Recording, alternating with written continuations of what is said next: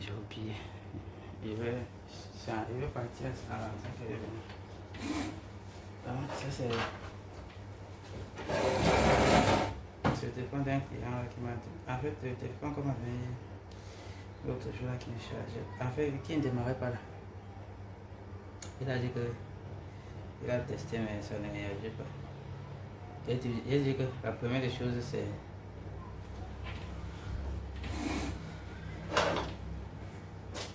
la première chose à faire c'est de on contrôle la charge. Comme c'est un téléphone qui ne démarre pas, on contrôle la charge avec le fast charger. Donc on va brancher, vérifier si ça charge ou pas.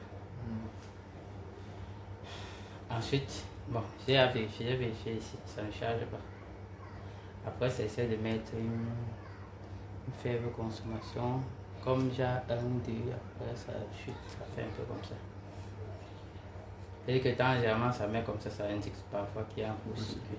Oui. Donc tester ça ne chargeait pas. Maintenant j'ai testé la batterie. J'ai testé la batterie, la tension de la batterie était complètement déchargée, il n'y a même pas d'énergie. Donc vide. Le temps la batterie est jamais trop vide comme ça.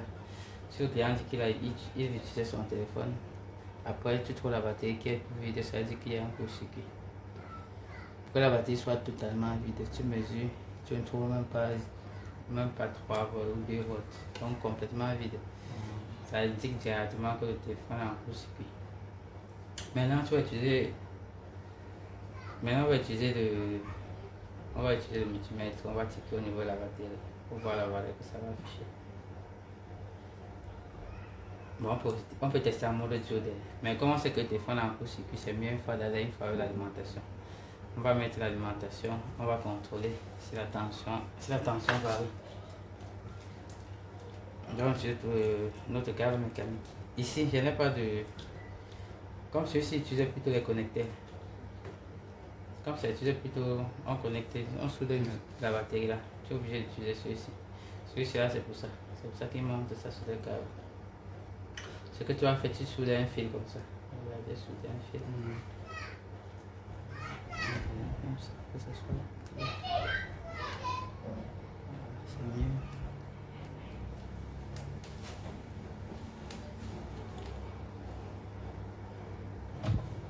L'image est... Vous avez appuyé la charge quoi comme ça. Oui, les mots du bien.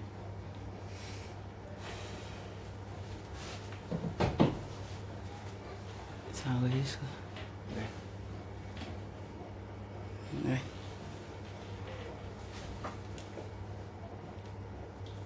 Donc ici on va tester directement avec le câble. Tu as déjà soudé ça sur le puce bâti.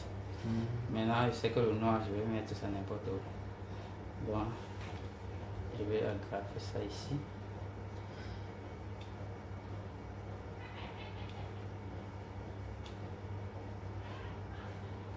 J'aggrafe ça ici. Maintenant le noir je vais mettre n'importe où. Donc, comme ça, il ne faut pas aussi créer. Faites un peu. Je vais arrêter un peu le bas. Le bas de l'appareil. Non, comme ça tomber, ça pèse un peu. Voilà. Oui, ça va passer. Attends, on va souder.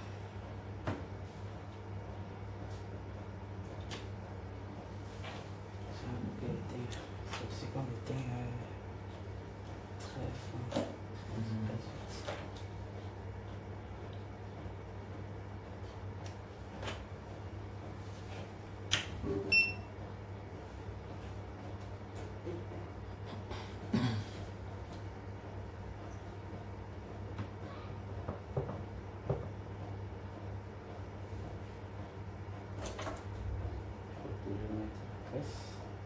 Ça c'est fait, on va souder. Je soude ça en descend dessus. Et le coucher un peu ici, comme ça. Touche pas les teignes, sinon ça va pas souder. Tu vois.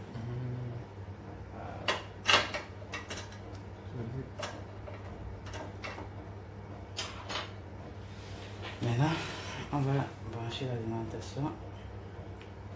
Le rouge, on a cap ici. Je vais battre. Le noir, on va mettre sur le châssis. Je vais directement poser le noir ici.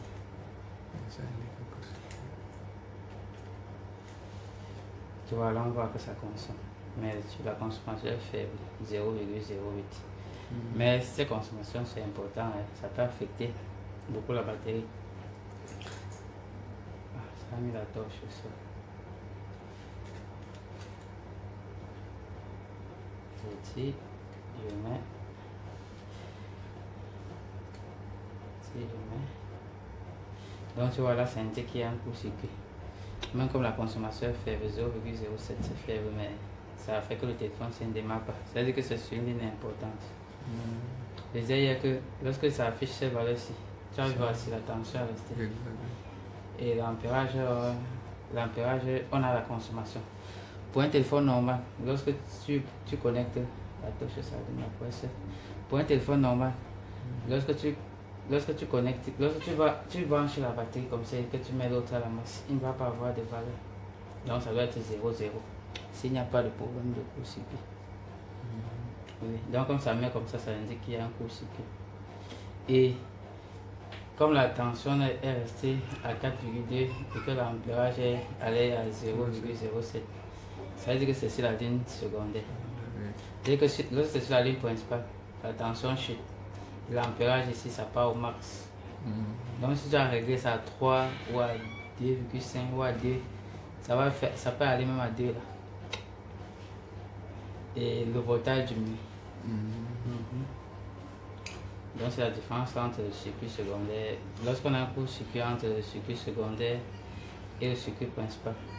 Ok, ici comme on a un faible, ici comme la consommation est faible, la meilleure façon de trouver ça c'est d'utiliser la caméra thermique. Parce que tu veux ticker, tu peux ticker mais tu auras plus de travail, ça donne plus de travail, ticker les lignes. Donc avec la caméra thermique, on va utiliser la caméra thermique pour localiser facilement ça. C'est ce genre de consommation, c'est que la caméra thermique est jamais idéale pour ticker, pour trouver. Parce qu'avec ça c'est simple. Si c'est qu'on veut ticker avant d'utiliser le chef qui est, ça va être un peu compliqué. Je vais démonter la carte mais on va vérifier. Ah la torche ça. Lorsque j'ai réussi ça part. Ok, je vais démonter la carte mais on va vérifier. On peut aussi vérifier le multimètre. Bon d'abord on va d'abord commencer par vérifier le multimètre. Après, mais la meilleure façon pour gérer ça c'est utiliser la...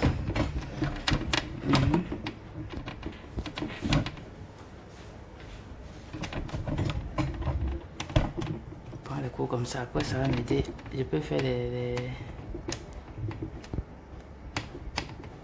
directs. Déjà les directs, j'enregistre et fais le direct. Je mets le direct non. Sans être en direct. Je mets en direct sans être en direct non. Ah, ça va faire comme si j'étais en direct.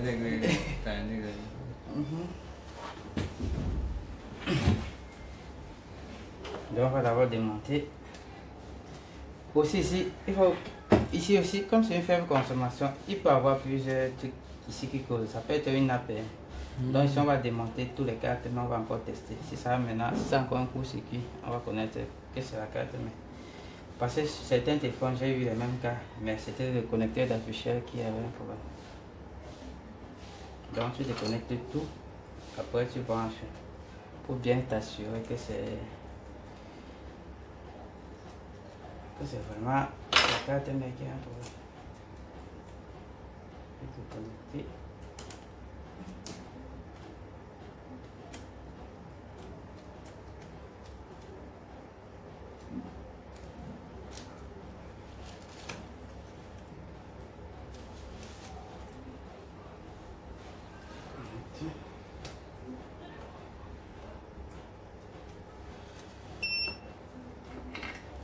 Dessouder.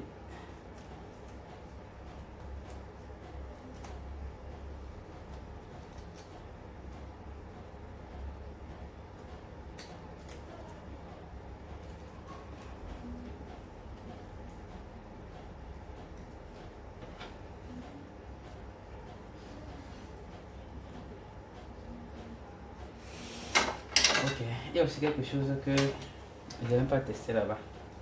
Et tant que tu as une faible consommation comme ça, comme j'ai dit que le court-circuit c'est sur la ligne secondaire, d'autres téléphones ça s'allume sans problème, mais si tu peux avoir les iPhones.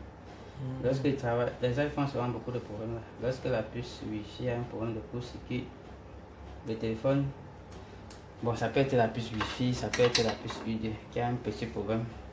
Ça va consommer mais le téléphone va fonctionner. La seule différence c'est qu'on va avoir les décharges rapides. Ou ça va faire la même chose, que la batterie va se vider comme ça, après il faut activer pour que ça charge. Donc, normalement, je dois encore tester avec l'alimentation pour voir si ça réagit au démarrage. Donc, j'allume pour voir si ça allume. Mais ça, j'ai tiqué. Lorsque tu appuies sur le bouton d'allumage, ça ne réagit même pas. C'est-à-dire que ici, le court-circuit est vraiment sur une ligne qui est importante.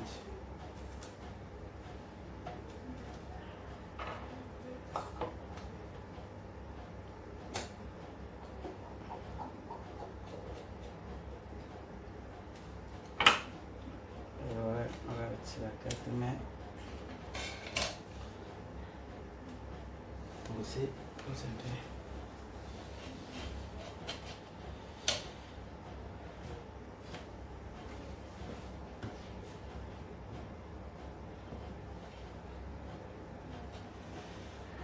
Vérifions encore pour voir si on a la consommation. Comme on a déconnecté toute la nappe, on va aussi déconnecter la nappe d'allumage ici.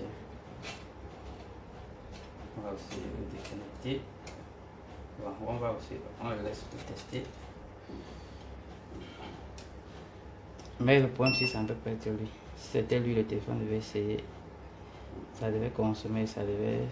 Ou ça devait démarrer. Le problème c'est pas lui ici. Donc je connecte et je mets encore. On va essayer une fois à grapher ici. Tu vois, on a toujours. Un peu.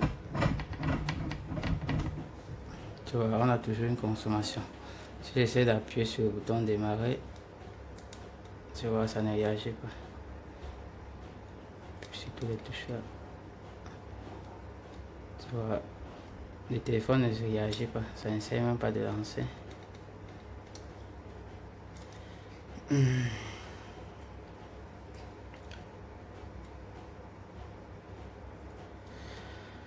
Ok, on va enlever le bouclier là et on va vérifier.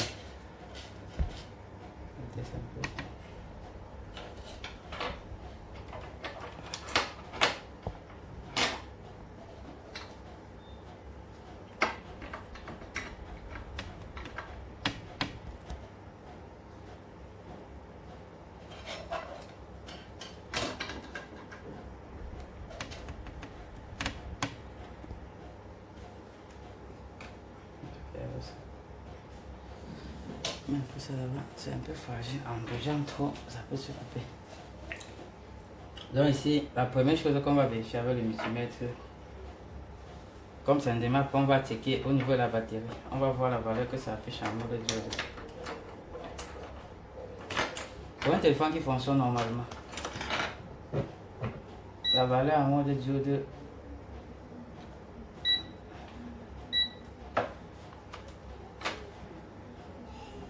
on va plutôt mettre le couteau sur on va plutôt braquer ça sur le carré. C'est mieux. Comme ça.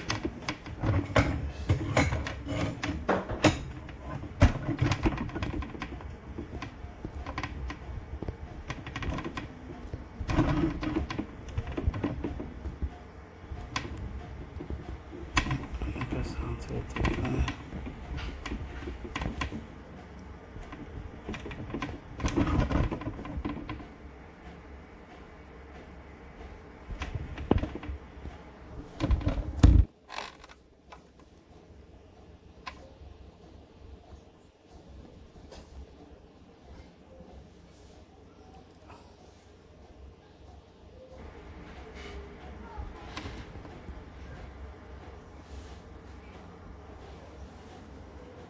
On va baisser un peu légèrement.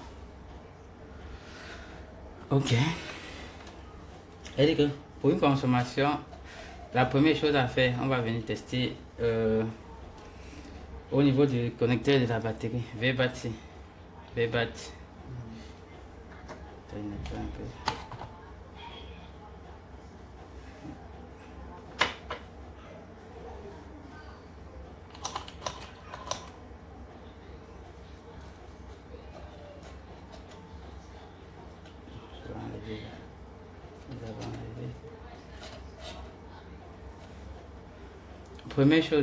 La première chose à faire, on va venir tester la valeur à mode diode sur VBAT pour voir si le court-circuit est directement sur la ligne de VBAT là.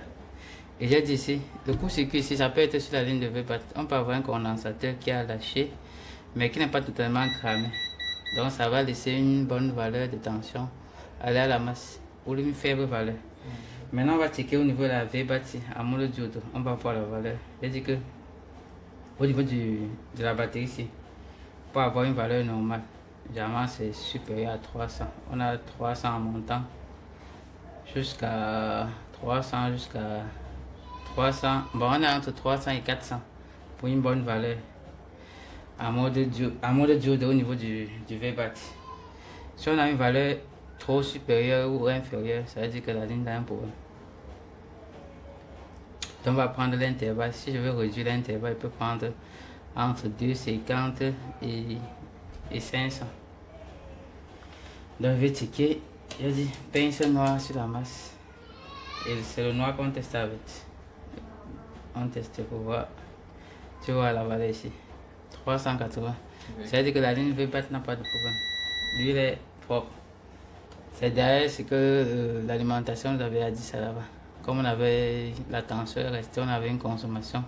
C'est indiqué une ligne sur la ligne secondaire. Ce qui veut dire que la ligne VBAT n'a pas de problème. Si la ligne VBAT avait un problème, on devait avoir la consommation max. Donc ça va être consommé max. On devait avoir une grande consommation. Donc ici, prochaine étape ici, on va aller sur le circuit PIM, circuit intégral d'alimentation. Le problème doit être autour de lui. C'est lui, j'ai dit que ici, sur les 4 mètres, c'est lui qui repartit la tension. Il va prendre la tension, la batterie va diviser pour alimenter tous les autres composants. Je vais retirer le bouclier.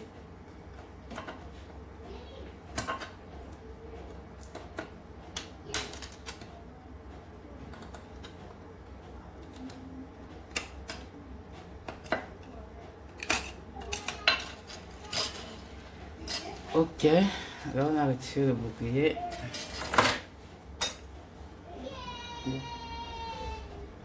L'autre téléphone, je suis bien venu. Ouais. Amour, apporte mon téléphone là-bas.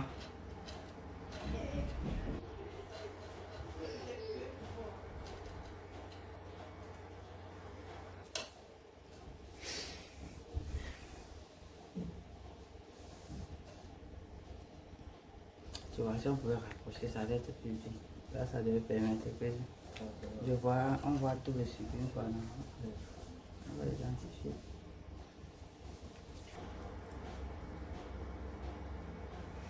On va utiliser la deuxième caméra.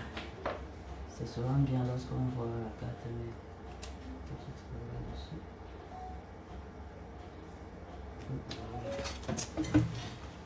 Ça ne peut pas enregistrer. C'est un peu pas, il n'y a pas la carte déjà. C'est un peu, ça c'est 64. Du coup c'est faible. Au moins jusqu'à la mettre la carte. Même dans l'autre j'ai la carte parce que la vidéo pèse. Oui. La dernière vidéo que j'ai fait pour le iPhone XR du gars. Pour les télécharger, ça m'a pris. Non, tant que je fais, je compresse. Ah, oui. La vidéo que si je publie une vidéo, ça pèse trop, ça va être dans 2 gigas. Mais on compresse. Sauf si on ne veut pas compresser. Comme j'ai la connexion, parfois il faut faire que ça soit sur le bon format.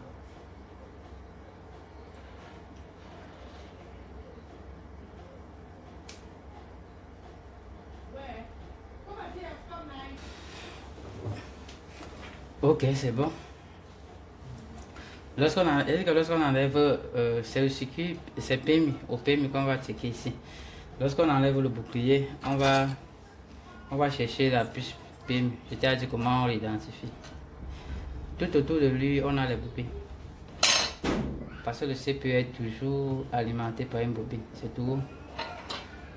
C'est tout. C'est pour ça qu'à côté de lui, on a une bobine. Tu peux le voir. C'est-à-dire que c'est lui ici. Spectrum. C'est une puce Spectrum. Apparemment, la puce est collée. Ils ont mis la colle en bas. Donc, tu vois, tout autour de lui, on a la bobine. Ici, on a quelques bobines. Hein. C'est même pas sur tous les téléphones qu'on montre jamais plusieurs bobines. D'autres ont 2, d'autres ont 3. Mais c'est toujours au moins 2. 2 en montant. D'autres peuvent avoir même 8 bobines pour alimenter tout. Ici, on a seulement 2. Non, 3. Ça fait 1, 2, 3.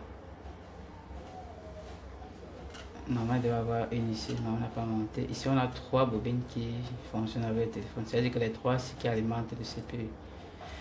Ici, on a Spectrum ici. Ça, c'est le CPU ici. CPU ici. Maintenant, ça, c'est le disque ou vitesse. Attends. Bon, je n'arrive pas à bien dire.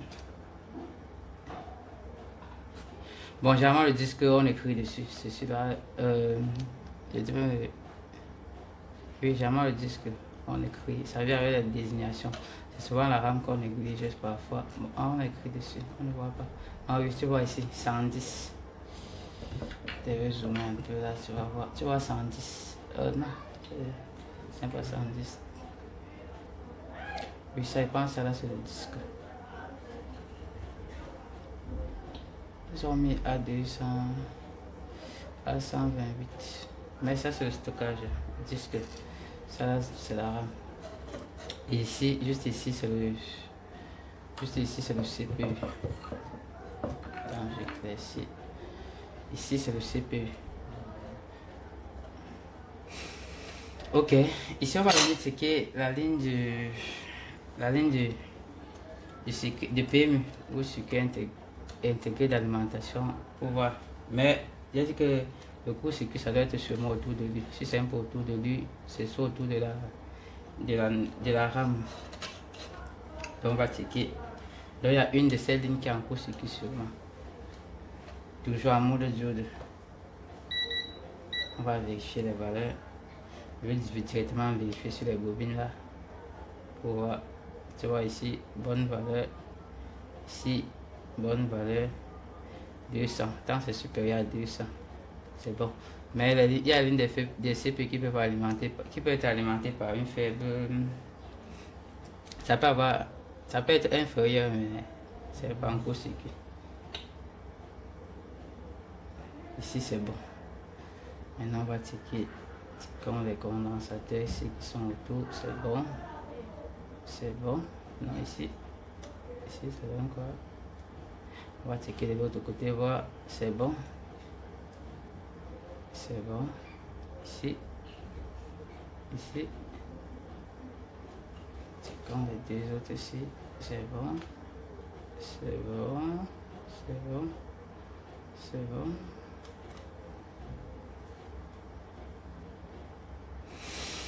Là, il n'y a pas de problème. On va checker. Checkons quelques condensateurs ici. Tu vois que comme ça, là, ça va donner.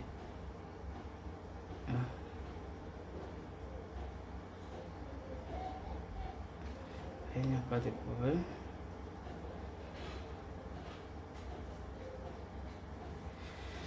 Là, tu vois que sans la caméra thermique, ça va donner beaucoup de travail.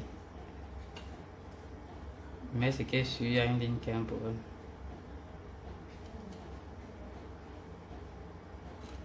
Toujours rien. Toujours rien.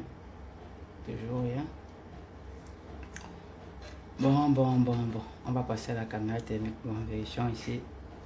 Apparemment, pourquoi c'est sombre ici? Je vois que ça a cramé ici. Mais on a raté une étape très importante qui permet de. Lorsque tu prends une carte mais qui est en court circuit comme ça, la plupart du temps ça se voit lorsque ça craque. Donc tu passes d'abord ta carte mais au microscope, tu vérifies partout pour voir s'il n'y a pas quelque chose qui a cramé. C'est ce qu'on devait d'abord faire. Mais comme je parlais plutôt des étapes de diagnostic, bon, ça fait partie des diagnostics. Lorsque c'est le court-circuit, ou parfois lorsque ça ne démarre pas, il faut toujours prendre le soin de vérifier. Donc, tu vois ici. Ici c'est noir. On va zoomer dessus pour voir s'il n'y a pas de problème ici. Si quelque chose n'a pas brûlé.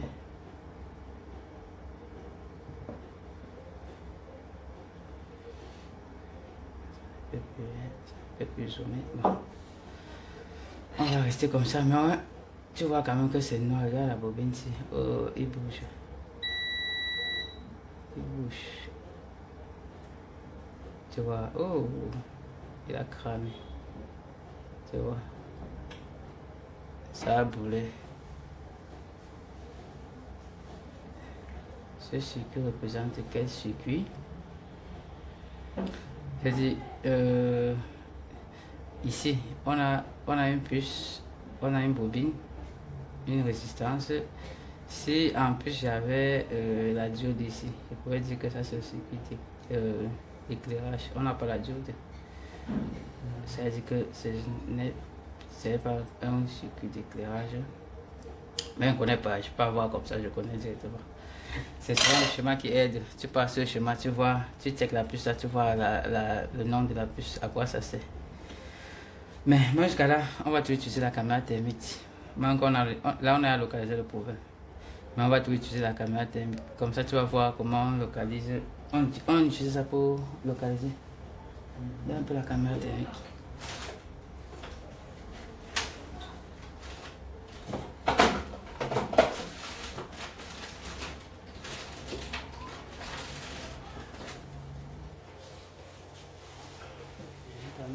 Ah bon, viens un peu une bouteille de temps.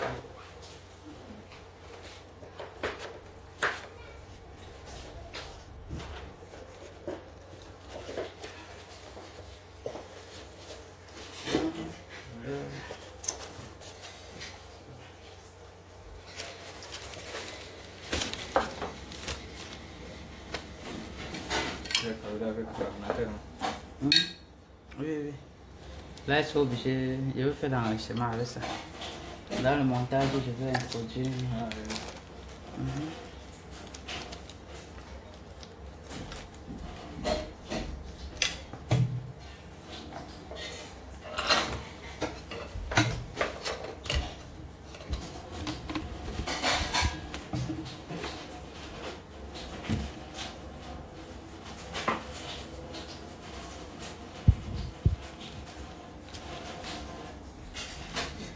Où avait la souris, ne donne même pas. Je devais faire. Oh non, l'autre là, j'ai dit la souris avait fait. Elle va en voiture que j'ai rentré avec. Je vais faire un montage de vidéo là le matin. Ouais, M-M-A-A. C'est le son qui ont le chemin gratuit là. J'ai même vu sur le chemin là, il y a la caméra thermique. Ça y est, je vais le pour enregistrer ou bien? On connecte aussi sur le téléphone. Sur les Samsung, vous qui utilisez les iPhones là, il y a les avantages. Il y a les avantages que vous ne pouvez pas avoir. C'est ça, le Samsung est bien. Alors, tu seras dit que tu es obligé d'acheter un téléphone Samsung. Il faut que je vous l'enregistre.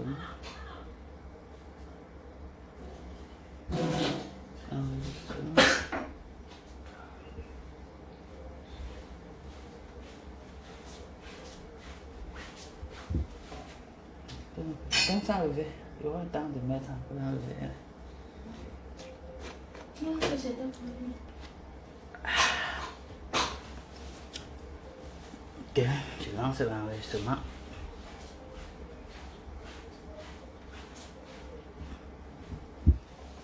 Ok, je vais allumer la caméra thermique.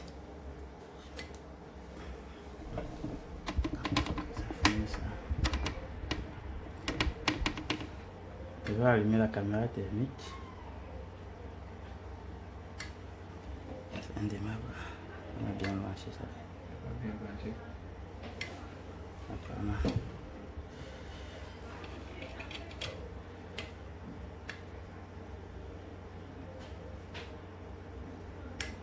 m'a pas retenu quand tu remets.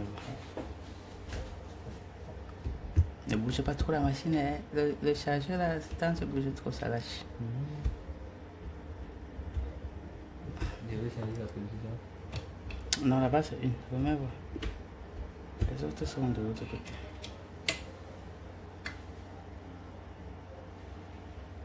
Pourquoi ça?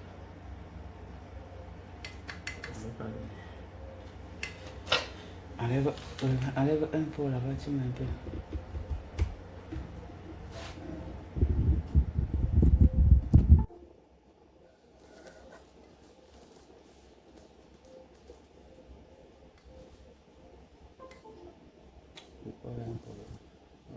Il va me compliquer la vie comme ça. Enlève encore un peu sur le milieu. Ça éteint, attends. Enlève. Il va me compliquer la vie comme ça. Pourquoi?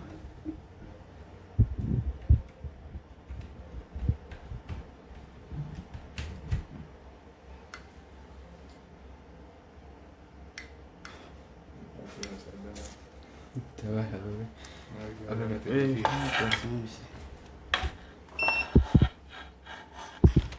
désolé, hein, la table est petite, il faut changer la table. Ça ne suffit pas de la bouche.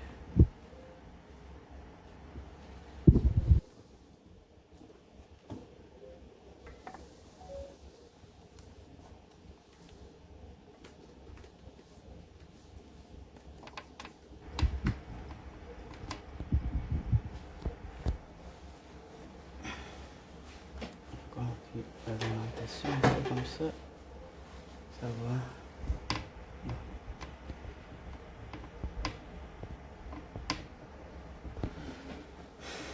L'enregistrement là, ça va être avancé. Donc, on va faire la même chose. Je vais mettre. Je soude toujours mon fil d'étain.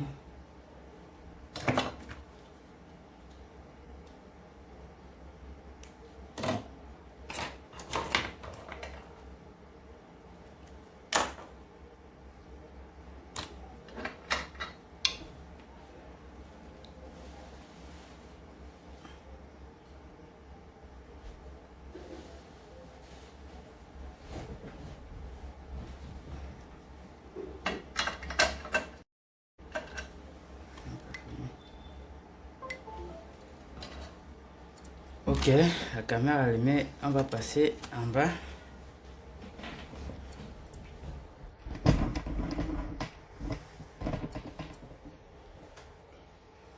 Ensuite, on va connecter le câble d'alimentation. Ça se trouve déjà où là. Je vais encore connecter. De la greffe moi. Est-ce que ça va comme ça? Prenons un bassin pour ça va. Il y a l'espace. J'aggrave le moi et j'aggrave aussi le puce.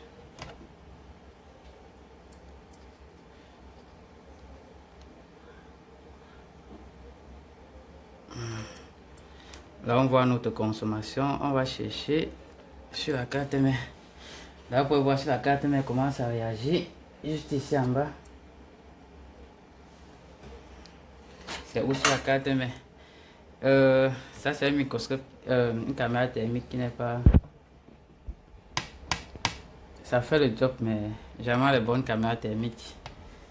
Ça a plus de précision. Mais ça, avec ça on peut gérer le problème. On peut gérer le problème.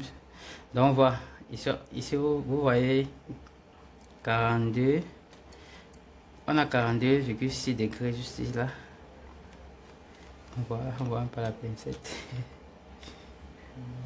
On voit pas. Mais apparemment c'est sur le circuit qu'on a détecté tout à l'heure. On voit qu'avec la caméra thermique on a localisé la zone avec moins de souffrance. Avec le multimètre il faut checker, ça donne beaucoup de travail. Donc là maintenant on va aller regarder la pièce qui a un problème.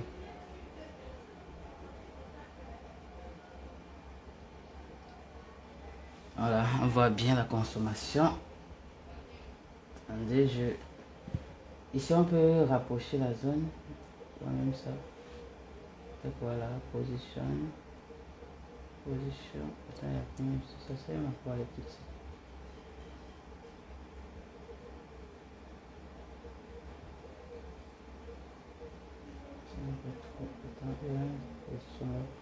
Voilà, on peut centrer pour mieux localiser.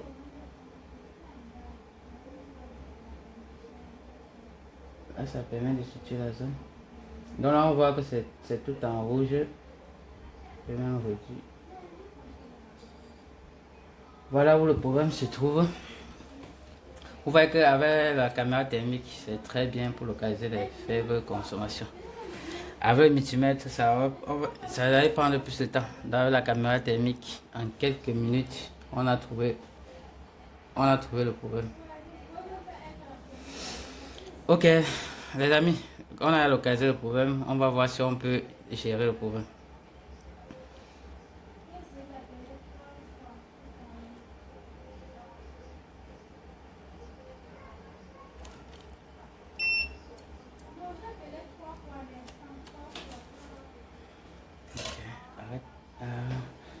Arrête plutôt l'enregistrement.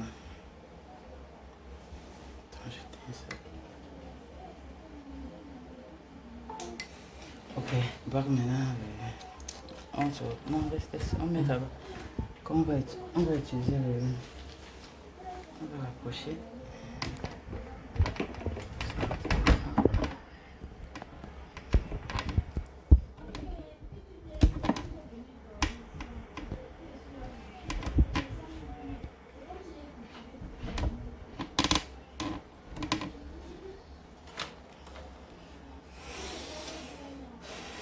Ok, maintenant on a localisé où se trouve le problème. Maintenant on peut utiliser le multimètre pour voir, pour confirmer maintenant qu'il y a bel et bien un court-circuit. C'est où? Là, oui. Là maintenant utiliser le multimètre pour montrer que ça a vraiment un court-circuit. Donc ici on a la bobine ici là, qui bouge même. Ça veut dire que c'est même un peu fixé. Regardez, ça bouge. Je mets le multimètre toujours en mode diode. Moi, je travaille vraiment en mode continu. Mode diode, c'est l'option que si vous maîtrisez, il y a diode et tension. Ce sont les deux trucs phares sur le multimètre. Vous maîtrisez les deux là. C'est bon. D'ailleurs, même, je vais faire un coup dessus. Donc, on va maintenant checker directement. Comme le condensateur, la bobine a eu un choc, on va tester directement sur lui. Apparemment, c'est même brûlé. C'est brûlé. Donc, la bobine l'a remplacé. Regardez, c'est cramé. Et la puce aussi. Ouais, c'est devenu noir. Ce qui est noir en haut, c'est le plastique qu'ils mettent dessus pour identifier. Mais là, c'est impossible d'identifier.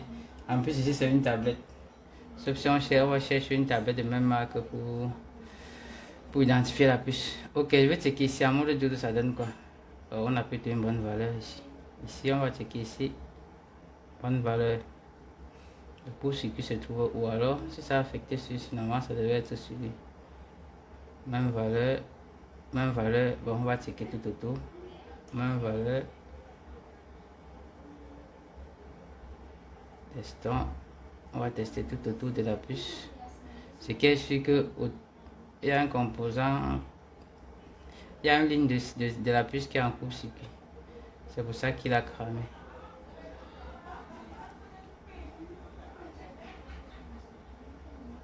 C'est bizarre, pourquoi je ne trouve rien? Normalement, il devrait y avoir quelque chose.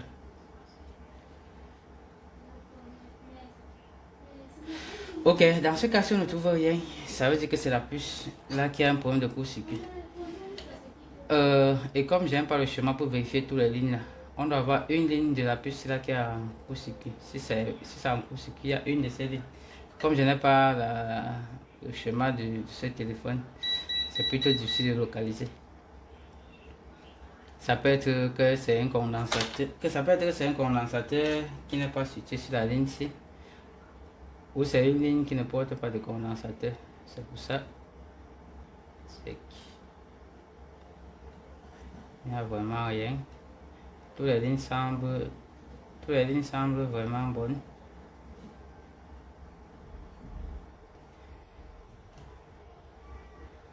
Ok, je vais nettoyer. On va enlever la bobine et la puce pour voir. Et vérifier si on a encore un court-circuit. On enlève la bobine et la puce, on vérifie toujours avec l'alimentation pour voir si on a toujours un court-circuit.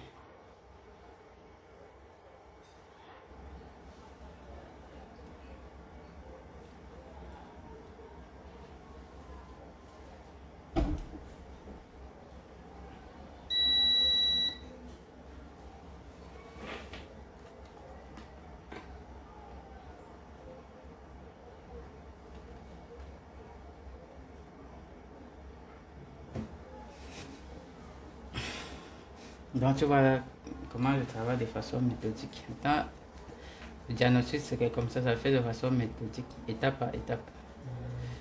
Je nettoie. Ici on voit que ça a vraiment cramé.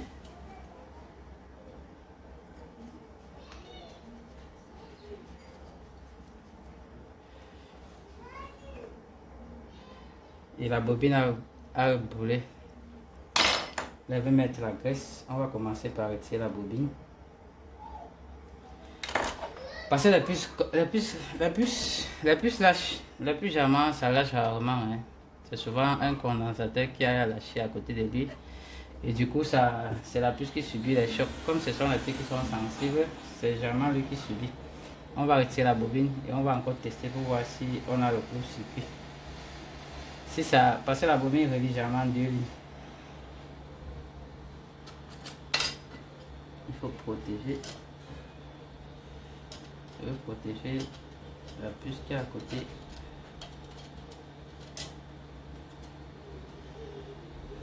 Ok.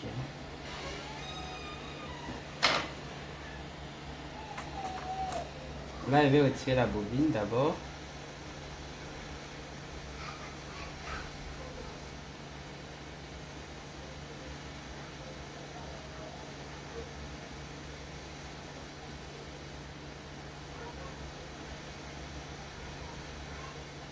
C'est un peu dur.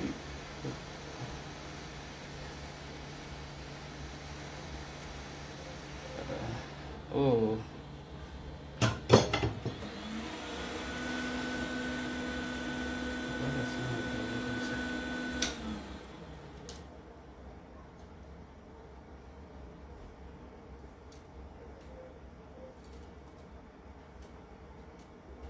Regardez la bobine. La bobine avait vraiment cramé. C'est tout noir. Apparemment en bas, on n'avait même plus de contact. Regardez comment le contact était noir. Donc il n'y a même plus de contact.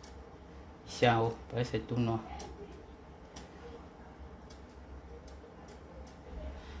On va chercher la pièce qui a fait ça, la bobine. Une bobine normalement n'a pas de problème de court-circuit. Vu que c'est une pièce qui est montée en série dans le téléphone. Donc une bobine normale n'est jamais en court-circuit. Sauf s'il y a un court-circuit sur sa ligne.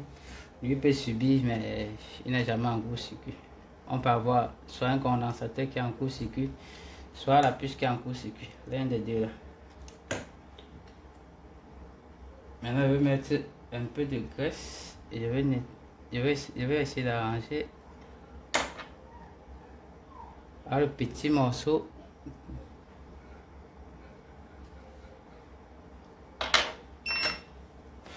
J'utilise l'étain.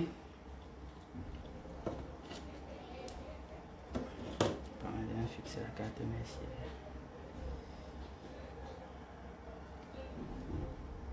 Là, je veux mettre l'étain. Je vais essayer d'arranger les pistes. Là, c'est plutôt difficile. Le côté, c'est à tout cramer. Ok, mais c'est pas grave. On va refaire les pistes. Je vais nettoyer.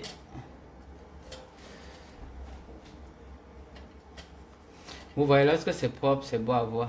C'est pour ça qu'il faut nettoyer avec du bon produit.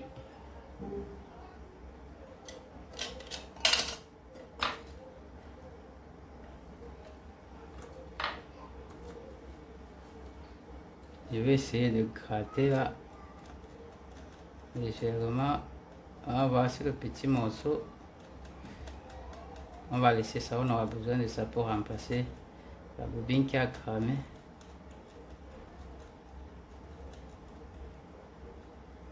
Ici, on va pas trop gratter ici.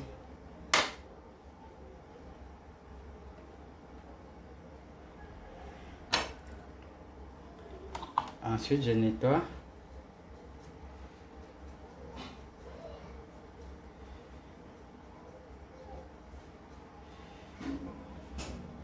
Il faut éviter de trop gratter où c'est noir là. Parce que si on touche ce qu'on voit en bas, ça peut être l'autre couche. Ça peut être l'autre couche. Donc il ne faut pas trop gratter. Et si c'est l'autre couche, on peut mettre un peu de la colle UV avant de souder en haut. Attends. On va gratter. Ça peut être que c'est la bobine. La partie qu'on voit en haut, c'est la bobine. Essayons de gratter un peu. Voir. Non, non, c'est pas ça. C'est pas ça. Je pensais que c'était le bout qui traînait, qui allait jusqu'en bas. Mais la bobine est reliée ici. On va retirer les boulets. De ici, de toutes les façons, on va voir qu'on est obligé d'enlever la puce parce que les boulets partent jusqu'à l'intérieur là. Mais avant, on va tester encore avec le multimètre en mode diode pour voir.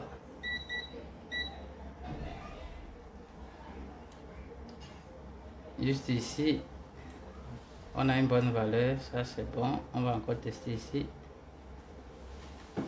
Ça affiche une valeur. La ligne n'est pas en court-circuit, mais ça a une consommation.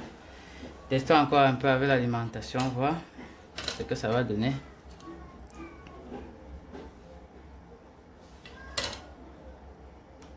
Je pensais que j'allais lancer la vitesse, moi je n'ai même pas lancé. Ah, c'est pas grave.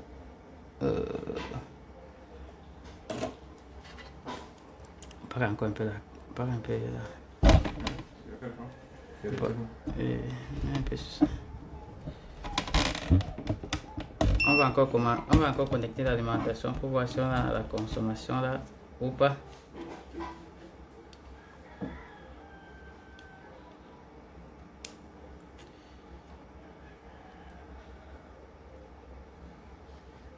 Batterie.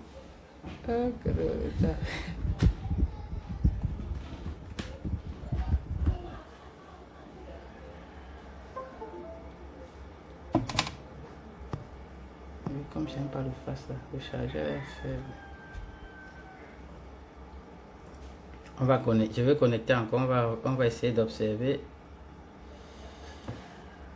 Là, on n'a plus de consommation. Donc normalement c'est comme ça que notre carte mère devrait.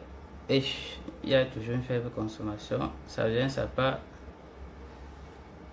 D'ailleurs, je vais essayer de démarrer. On va voir si ça va démarrer. La touche se trouve où? Un peu la nappe. On va essayer de démarrer. Mais on a toujours une faible consommation. Ça veut dire que la puce doit avoir un problème.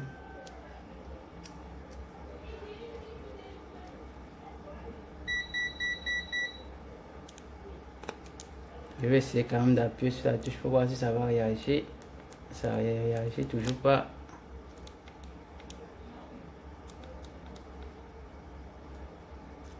Ne réagit pas.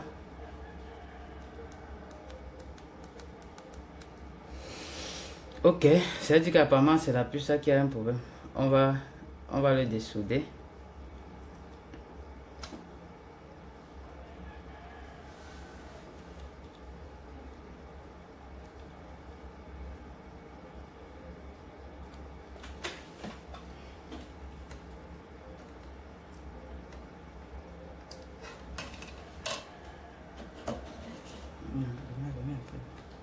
Ça.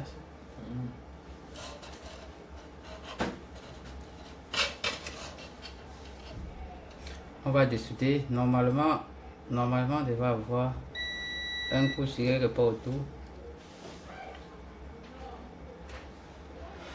Ou ça peut, il y a que ça peut.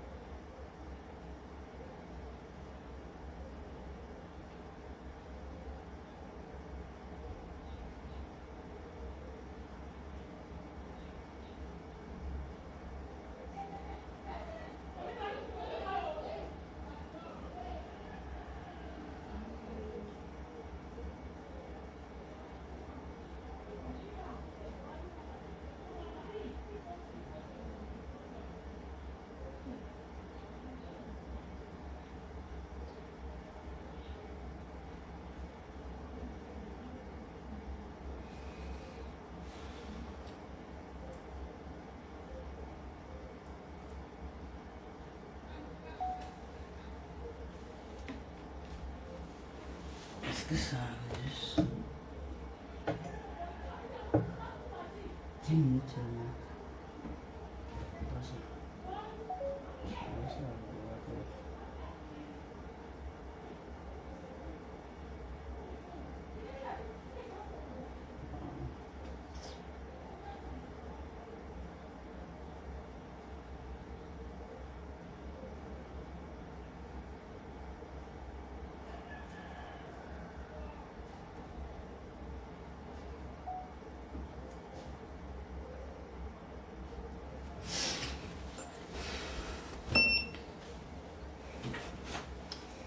Ok, on va retirer la puce.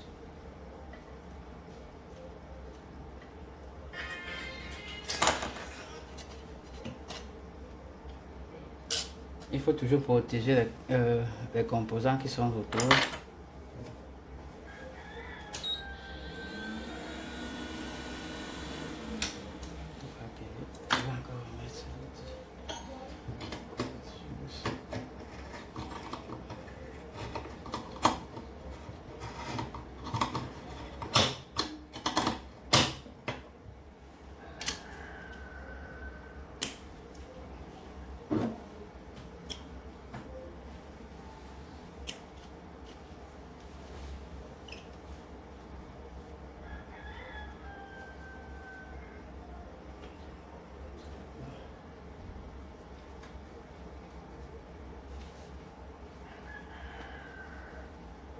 Je vais retirer je vais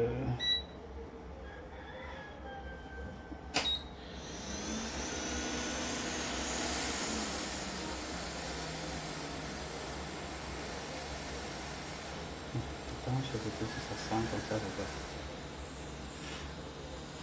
ça sent jusqu'à...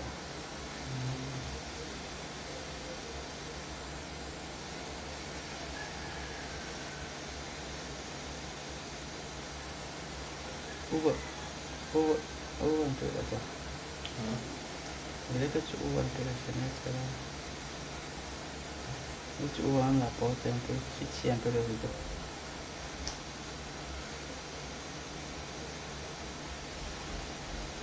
La puce est assez dure à sortir, à quitter. C'est comme si on a la colle en dessous.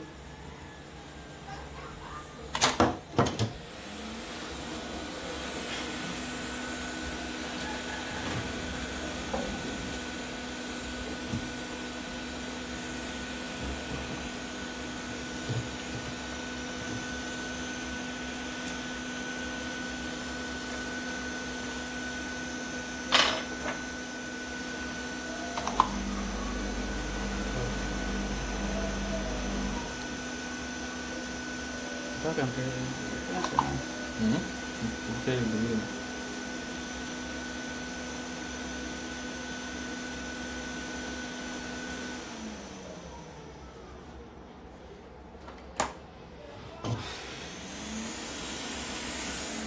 Lorsqu'on a la colle en dessous, il faut plutôt utiliser quelque chose pour passer vers le bas. Ça va c'est large. Mais on va faire vite. On va chauffer. On va essayer de...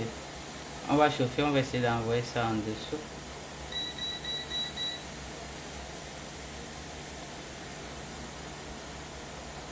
Qu'est-ce qu'ils vont coller cette puce? Je sais pas. Je vais vérifier comment ça fait ça. Apparemment ça simplifie. Oui, ça bouge maintenant. Je vais essayer de retirer.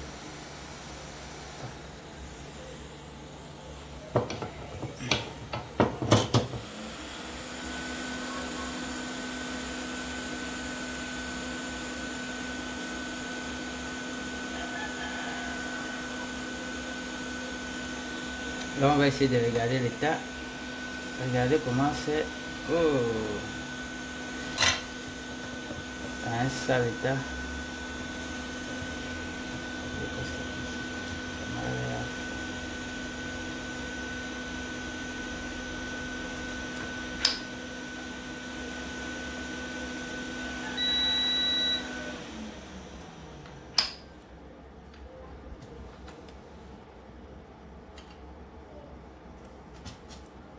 Égalité la puce. On voit que la puce là, ça ne peut plus être en état. C'est complètement cramé. Ok, on va nettoyer. Mettons ça de côté. On va nettoyer on va nettoyer les pistes. On va nettoyer les pistes. Et on va brancher encore cette alimentation pour voir si on a toujours un peu notre petit faible consommation.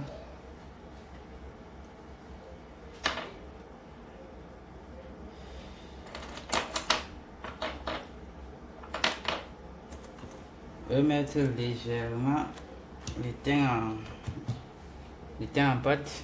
Derrière, je fais ça.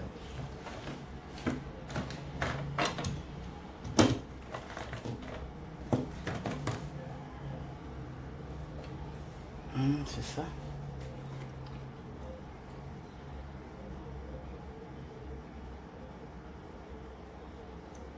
Un peu d'étain.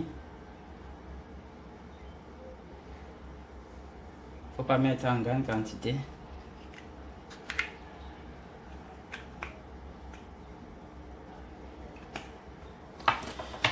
Maintenant, je vais utiliser le fer pour arranger.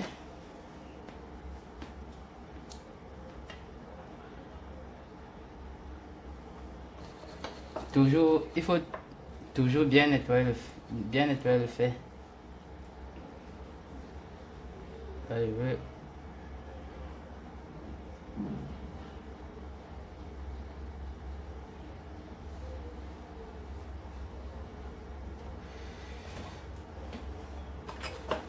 Ok, là, je pense que c'est bon. Mettons encore un peu de thym pour rendre les pâtes là, pour rendre les pins là bien brillants. Pour rendre les pins là bien brillants. Il y a les traces de boulet. Bon. Là, je pense que c'est bon.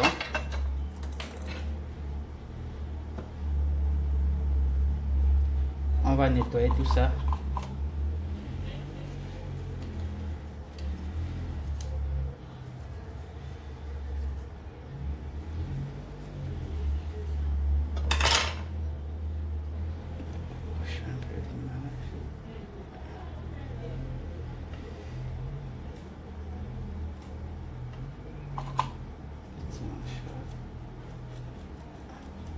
Tu vois, l'avantage du mouchoir, c'est que ça enlève, ça essuie en séchant.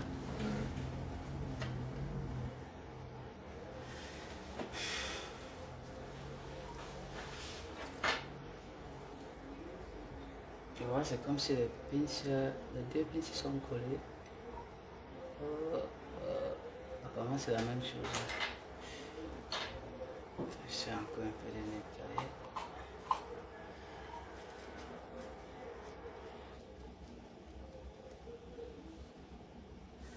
Ok, ici je n'aurai même pas besoin de la mèche pour retirer. Il faut bien nettoyer. On voit tous les traces de boue ici. On peut gratter légèrement comme ça.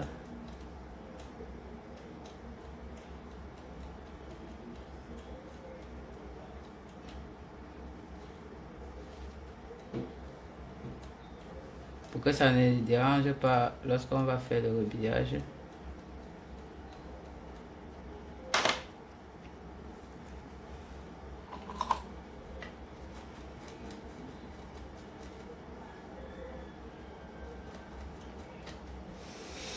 Ok, c'est très propre. Vous voyez comment c'est beau à voir lorsque le nettoyage est propre.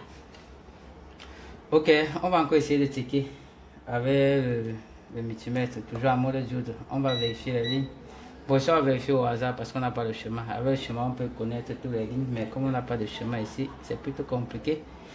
On va vérifier. Mais ce qui est sûr ici, le problème doit être la puce là qui a un problème. On va ticker. Là, on a une bonne valeur là. Ici, on n'a plus de valeur parce qu'on a enlevé la puce, c'est normal. Hein? Mais on va checker les autres pins. Les autres pins peuvent avoir une valeur ou pas. Ça a une valeur, ça a une valeur. Bon, jamais, je pense que si on zoome bien, on peut voir.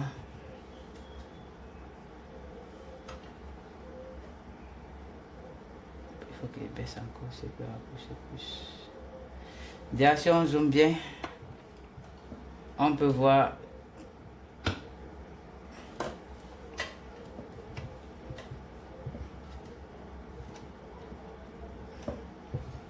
Ça, c'est trop bas.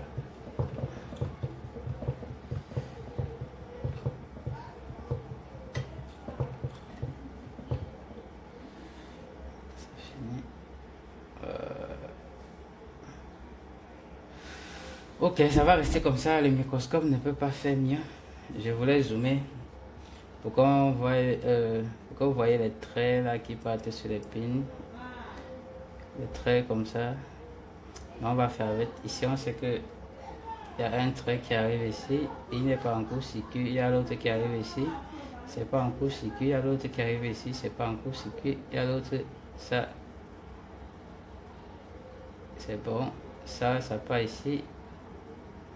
Non. Ça c'est bon. Ça. Apparemment ceci, ça affiche. Peut-être c'est la masse. Ah ok, tout ça c'est la masse. Ah, j'ai l'impression que ça a craqué. Apparemment on avait les deux là qui se touchaient. C'est ça qui a causé le court-circuit. Les deux ici. On va tester aussi ici. Ici, la ligne ici, pas de valeur. Pas de valeur, ça veut dire que toute la ligne ici c'est la même chose. Le long comme ça c'est la même chose. On va tester ici, non, ici, non, ici, non. Ici, ici, ici. Ok, ça veut dire que le problème ici, je vais maintenant conclure ici que le problème ici c'est la puce. Parce que on a la partie ici qui a fait contact avec la masse qui est juste à côté de lui. C'est ça qui a fait, en fait la puce a eu un problème, ça a causé le court-circuit ici. Ou peut-être pas, ça peut être que la puce a surchauffé, du coup les pins là se sont touchés, ça a fait masse. C'est pour ça que la bobine a subi tout le choc. Ok les amis, c'est ici maintenant que la difficulté sur les Android commence. Sur un iPhone c'est facilement, on va pas manquer une carte mère pour remplacer la puce. Et comme ça c'est une tablette, je veux dire une tablette, ou c'est même quelle marque de tablette? Montre un peu derrière. Non, montre un peu collé.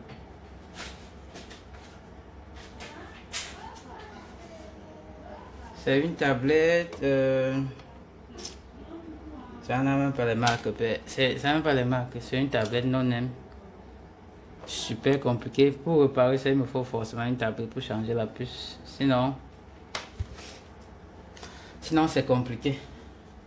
Donc là et je ne connais même pas à quoi la puce sert parce que j'aime pas le schéma non plus dessus, mais j'ai quand même trouvé le problème. Si j'ai trouvé une autre tablette comme ça, je peux récupérer la pièce pour remplacer une carte mère de cette tablette, je peux récupérer la pièce pour remplacer.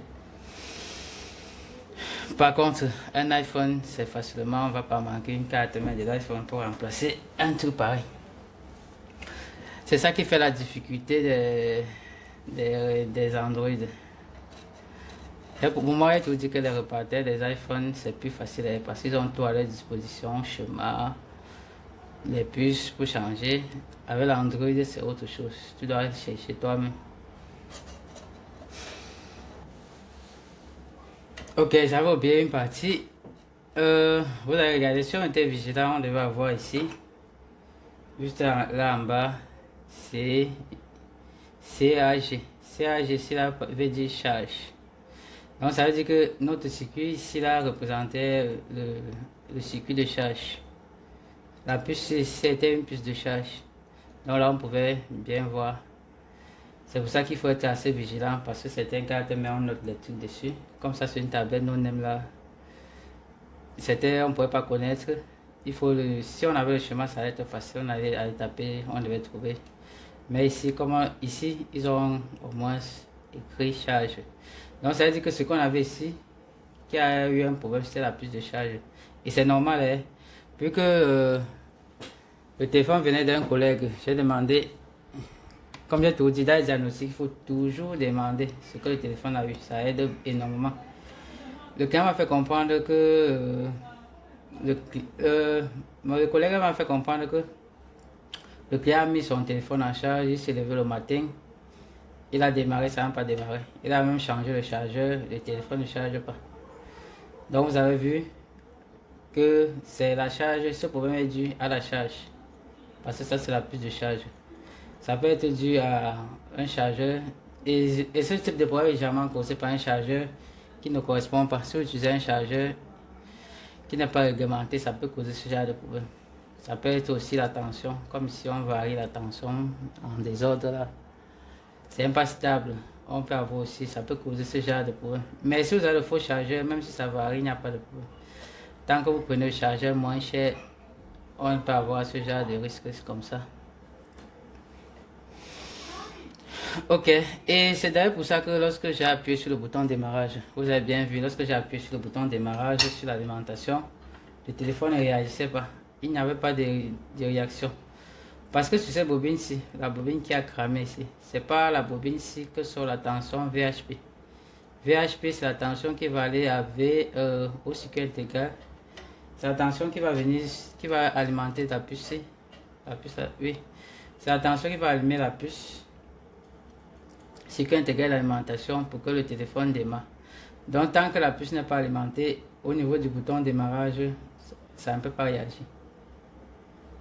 Lorsqu'on va appuyer sur le bouton d'allumage, il n'y aura pas de consommation, ça ne va pas réagir. Cette tension-ci ne passait pas parce que la puce était grillée.